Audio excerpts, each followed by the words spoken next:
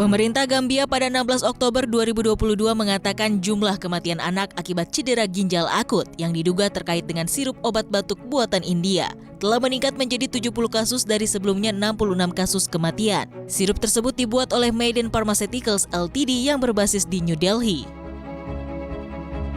Indonesia juga langsung merespon kasus ini. Badan Pengawas Obat dan Makanan atau BPOM melarang seluruh produk obat sirup anak maupun dewasa menggunakan kandungan dietilen glikol dan etilen glikol. Dua bahan tersebut menjadi pemicu puluhan kasus gangguan ginjal akut misterius yang ditemukan di Gambia.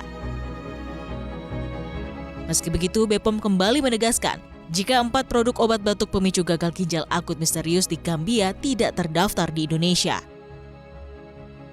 Namun sebanyak 131 anak di Indonesia tiba-tiba mengalami penyakit gangguan ginjal akut. Kasus tersebut mulai terlihat melonjak sejak Agustus 2022 dan puncaknya pada September 2022.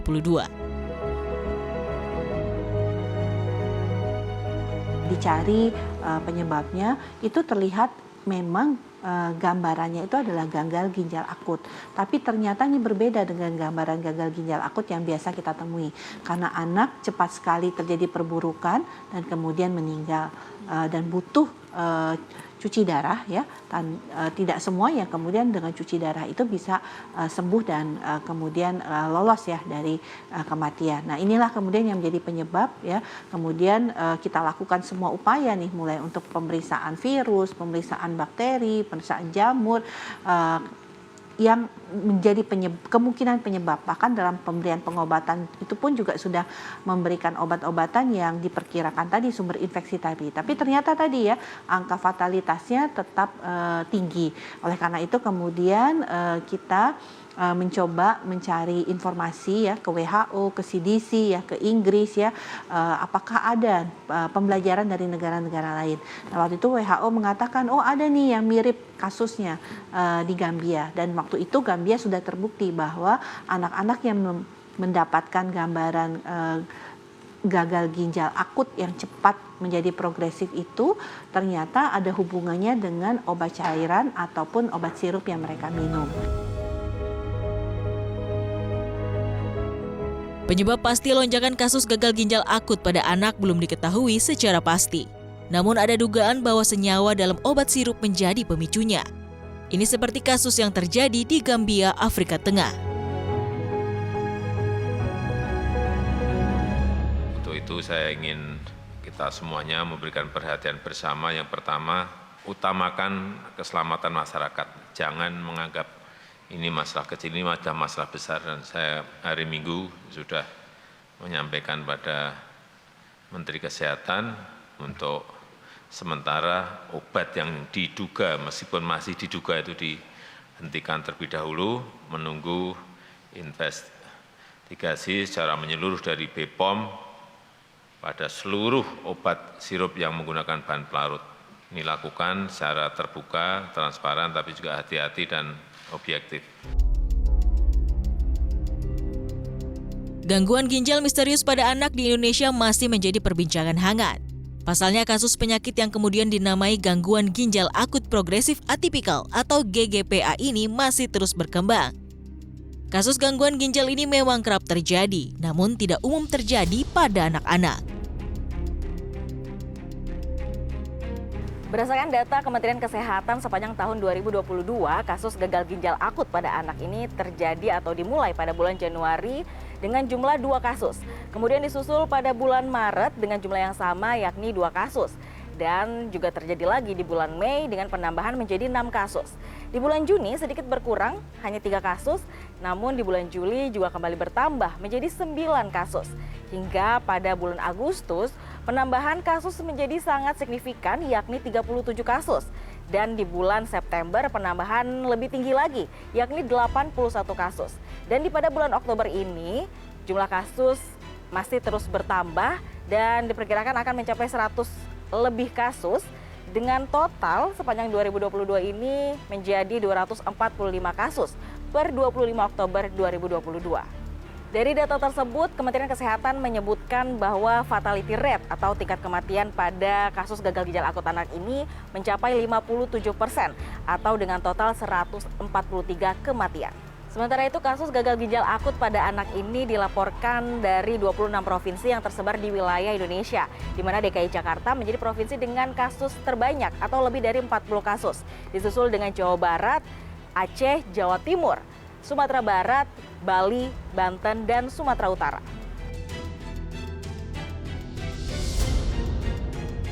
Pada awal September 2022, Kementerian Kesehatan awalnya menduga jika gagal ginjal akut ini disebabkan oleh virus atau bakteri. Namun pada pertengahan September 2022, peneliti WHO kemudian menemukan penyebab pasti dari kematian puluhan anak akibat gagal ginjal di Gambia, yang ternyata gangguan ginjal akut tersebut disebabkan oleh keracunan zat kimia yang ada dalam obat-obatan. Kemenkes pun langsung melakukan review kembali di bulan Oktober dan menemukan pasien-pasien gagal ginjal akut yang meninggal, persentasenya di atas 50% dari yang sakit. Kemudian pada September 2022 juga ditemukan ada 78 anak dinyatakan mengalami gangguan ginjal akut dan lebih dari 50% meninggal dunia. Namun sebenarnya sirup obat yang diduga mengandung cemaran EG dan DEG kemungkinan berasal dari 4 bahan tambahan, yaitu propilen glikol, politilen glikol, sorbitol, dan gliserin, gliserol yang bukan merupakan bahan yang berbahaya atau dilarang digunakan dalam pembuatan sirup obat. Sesuai Farmakope dan standar baku nasional yang diakui, ambang batas aman atau tolerable daily intake untuk cemaran EG dan DEG sebesar 0,5 mg per kilogram berat badan per hari. Sebagian besar dari obat-obatan yang ada di rumah pasien itu mengandung senyawa kimia yang berbahaya ini. Jadi berdasarkan rilis dari WHO, adanya zat kimia di pasien, bukti biopsi yang menunjukkan kerusakan ginjalnya karena zat kimia ini, dan keempat, adanya zat kimia ini di obat-obatan yang ada di rumah pasien, kita menyimpulkan bahwa benar penyebabnya adalah obat-obat kimia yang merupakan cemaran atau impurities dari pelarut ini.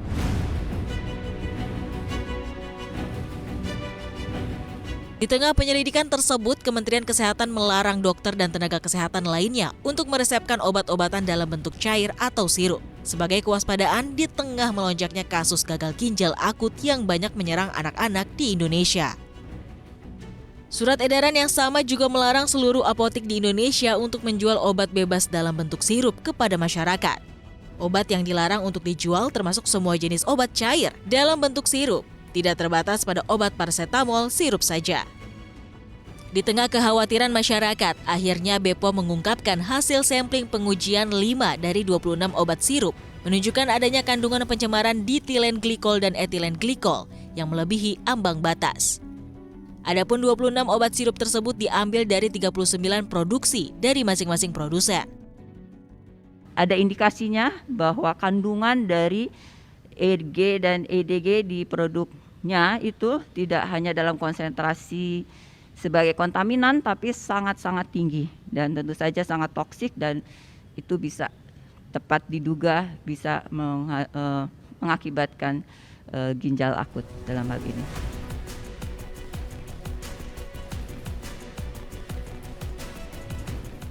Selanjutnya, BPOM memaparkan hasil tindak lanjut dari temuan Kementerian Kesehatan terhadap 102 obat pada sejumlah rumah pasien gagal ginjal akut misterius.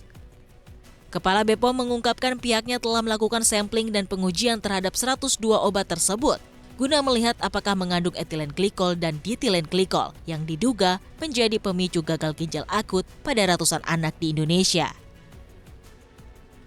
Dari penelusuran tersebut, diperoleh data sejumlah 133 sirup obat yang tidak menggunakan propilen glikol, politilen glikol, sorbitol, dan atau gliserin, gliserol, sehingga aman sepanjang digunakan sesuai aturan pakai.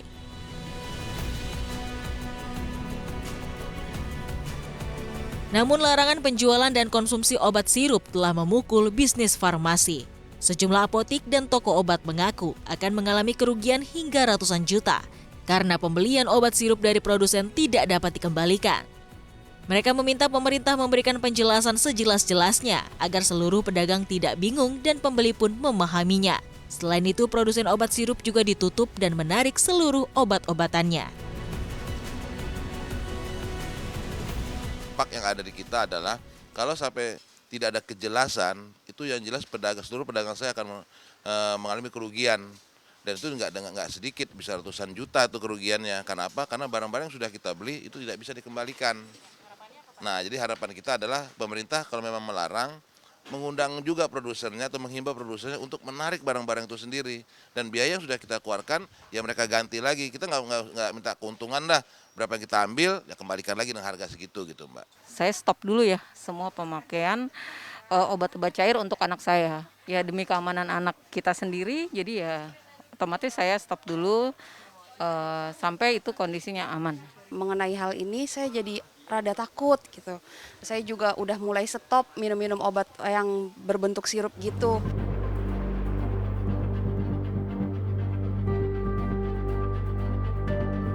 Kami juga mencoba menelusuri keberadaan obat yang telah dilarang oleh BPOM, salah satunya Unibaby Cough Syrup yang sudah terlanjur beredar di tengah masyarakat. Nah, di salah satu toko obat di wilayah Depok, kami bertemu dengan sales dari pedagang besar farmasi, di mana sales berhasil menjual 10 botol per toko kepada 20 toko yang berada atau tersebar di wilayah Depok. Turun 40% sih turun. Karena memang mereka ibu-ibu condong memilih obat berbentuk sirup untuk anaknya di bawah 6 tahun ya. Kalau yang terjadi adalah bukan anak-anak, mungkin sirup nggak jadi masalah. Obat yang berbentuk sirup untuk anak-anak sangat mempengaruhi penurunan penjualan. Pemerintah cepat-cepat memberi gambaran bahwa obat yang aman yang apa aja dipublikasikan supaya tingkat keresahan masyarakat terutama ibu-ibu dan orang tua yang punya anak di situasi zaman kondisi cuaca seperti ini cepat-cepat, karena mereka juga kebingungan mau ini kasih obat apa ya, kasih apa ya, gitu. Itu sih. Pasti ngerasa resah ya, pertama kan saya punya anak kecil, yang pasti kalau panas kan panik ya, cari obat apa selain paracetamol, yang sirup gitu. Kayaknya untuk sementara lebih ke yang tablet, semoga kedepannya bisa ada solusi ya buat kasus obat yang dibilang dilarang ini.